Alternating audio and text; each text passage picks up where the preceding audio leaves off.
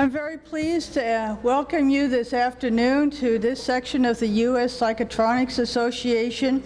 We're very fortunate to have the Reverend Mary Hardy as our speaker this afternoon on the Holy Grail of Vortex. Mary Hardy is a writer, teacher, herbalist, servant of the process of bringing consciousness forth onto the planet. She has a PhD in homeopathy from Missouri College of Naturopathic Physicians and a BA in education from Western Michigan University. She has written 2 books, The Alchemist's Handbook of Homeopathy and Pyramid Energy and the Philosophy of God, the Science of Man. Please welcome her today.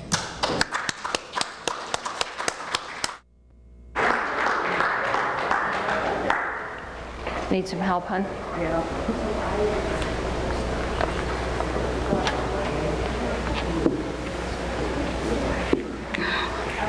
Thank you. Thank you.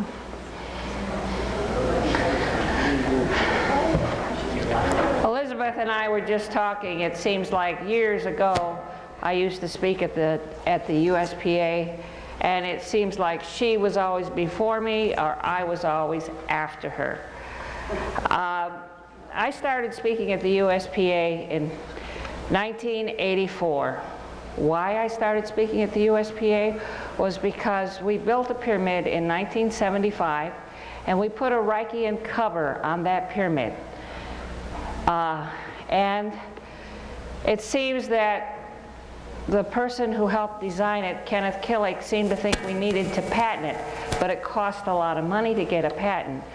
So we went to a patent office, and what they said they would do is we could record it, but we had to we had to write a paper and get it published in a scientific journal, and then we had to present the paper to a scientific group.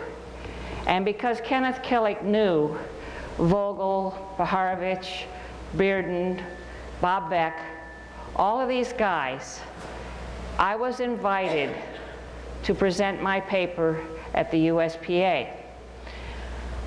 Now, a pyramid generates vortexes, and I'm going to say that every time Dean and I, my husband Dean, and I went to any of these conferences, Bearden, Paharovich, they would always come and ask me about how Ken is doing, and a couple times we actually brought Ken.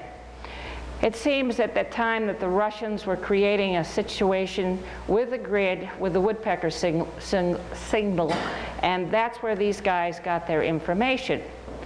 And I really think Bearden took the knowledge that Ken developed in standing counter waves, because if you look at a pyramid and you can imagine a vortex like smoke rings coming up, that Kenneth said is the same thing as scalar technology. Okay? Now, the first thing we did to help people understand back then what a vortex does is we created these stars. My husband created the stars. One generates a clockwise, the other one generates a counterclockwise.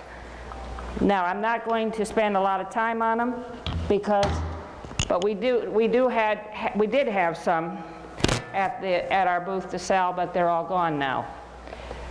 This is the grid.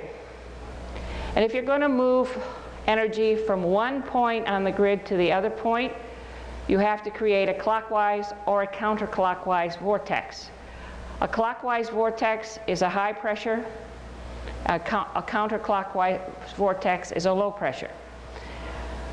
It is time that humanity stopped. I like the speaker, the last speaker.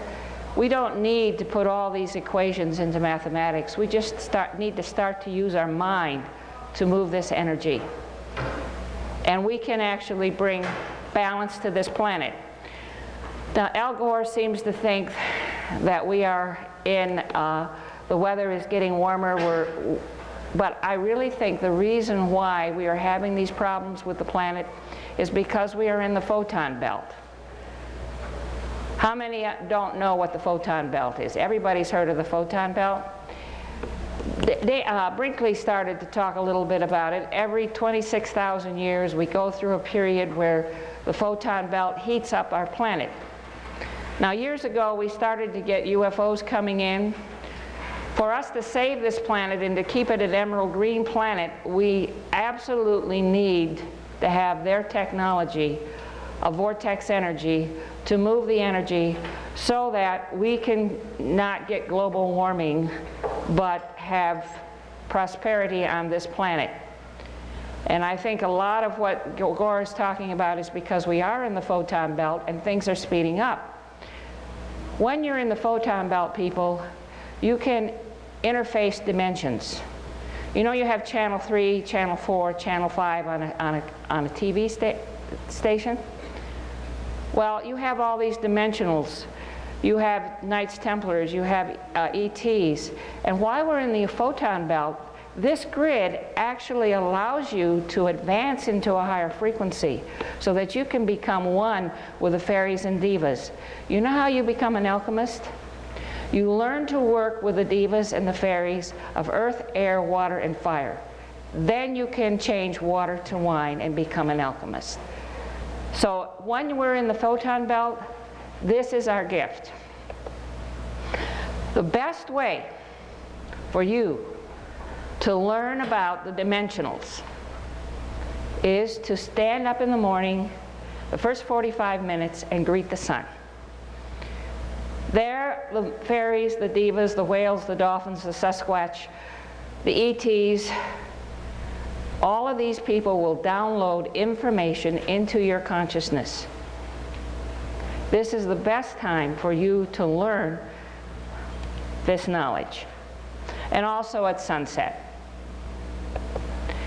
Now, I said I was going to talk about the Cathars. The Cathars were a group of people, nobody really knows where they came from. My feeling is that they were a member of the Essene community. They went to a southern place in southern France. There are many 12th dimensional stargates. There you could learn to graduate. In fact, if you want to look where all the French alchemists like Saint Germain, they all came from this area.